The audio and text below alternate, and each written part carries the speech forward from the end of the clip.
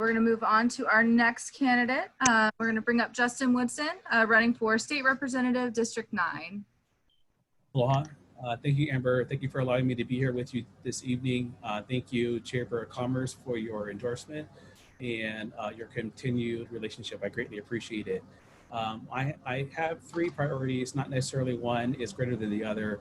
I think actually three are equally important.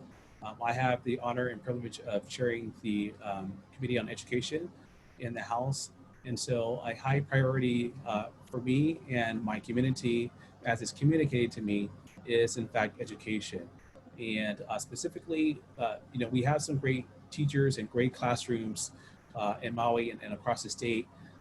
Respectfully, I would like to see greatness shine throughout our public school system, our K-12 system. I think that we can do that, making minimally disruptive adjustments within the constructs of our normal daily schedules. And so currently right now, everyone is discussing COVID and reopening, and there's going to be some hard conversation that's around that. But past COVID, these are some of the things that we need to very much focus on, and our families want us to focus on. Besides that, with regards to higher education, the University of Hawaii system does some things that are really, really world-renowned.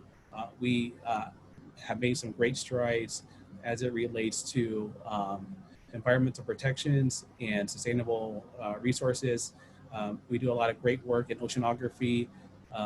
We have a world-renowned cancer center that focuses on indigenous populations. And so those are things that we need to be proud of. And so I very much would like to continue to support those efforts, as well as support the University of Hawaii Maui College in general, because it is a great asset for us. So higher learning is not just about learning itself, it's about research, and it's also about economic development and economic stimulation. And so our school system is a very important component. We were also fortunate enough this year to push through a access to universal early learning bill. And that proposal over time is envisioned to provide either free or greatly reduced early learning opportunities, be it preschool, pre-kindergarten, or daycare.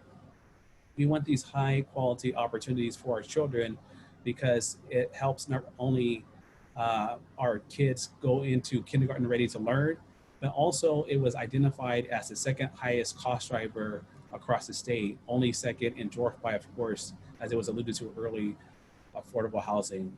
And so that is also a high priority, making sure that we continue to build on that system. That is something that will happen over time. If we can fully mature that early learning system, that will take the brunt of cost burden that is currently strapped on our families, not only in Maui, but across the state. I also would like to continue to focus on affordable housing. Something very special happened at the beginning of this year, and that is the State House, the State Senate, the executive, nonprofit and for-profit came together and put together an affordable housing package. And for the first time, it seemed like it had sufficient traction and we were going to pass something. And then of course, COVID hit. To oversimplify what I think is the issue is that we have a lack of inventory. That lack of inventory drives up demand, that demand drives up costs. If we responsibly build out both rental and for sale properties in a responsible way, again, then we can bring down those price points and bring down the pressure on the market. And so the state was going to partner up with developers and other community organizations and bringing resources to actually build out infrastructure to bring down the total cost of building these homes. That would have great impact, and we can't do it now, but after we get out of COVID, hopefully we can revisit some of those efforts. And I should mention that Representative Yamashita has been a part of some of those very robust and important discussions. And lastly, of course, is just figuring out how we can reopen our economy. It's something that we're going to have to do. We, in the legislature in this past session, pushed through a bunch of bills to help support small businesses. That's going to be important because small businesses supports our families, which helps our communities thrive. And so these are some of the priorities I have if I have the opportunity to be reelected. Great, thank you so much. I think we have time for about one question. I guess what specific measures would you take to help sustain small businesses in Hawaii, especially during this time? Sure. So I should mention that we greatly appreciate the efforts of our congressional delegation. They were able to push through CARES Act 3, which has about $2.5 billion, if I remember correctly, allocated for small businesses, specifically to help absorb the costs of payroll. That is a loan program, but by the way, if you follow certain parameters, then that loan will be forgiven. So that's of significant impact to our small businesses. The legislature also passed proposals including really operationalizing capital improvement projects, which is, the data proves has the ability to actually stimulate and reinvigorate economies. It has a reverberating impact. And so we're doing that. And again, Representative Yamashita was instrumental in pushing some of those proposals through.